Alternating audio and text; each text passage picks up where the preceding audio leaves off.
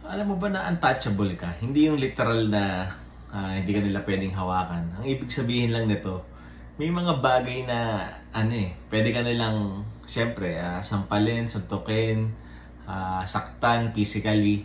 Pero alam mo ba na hindi ka nila pwedeng saktan verbally kung hindi mo i-allow yung sarili mo na masaktan.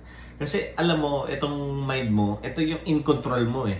Pwede silang magsabi ng mga masasakit sa'yo. Pwede nilang sabihin na pangit ka, wala kang kwenta, na PI, murahin ka. Pero yung sarili mo, yun yung contain mo eh. Parang kang ship, hindi sila makakapasok kung hindi mo i-allow eh.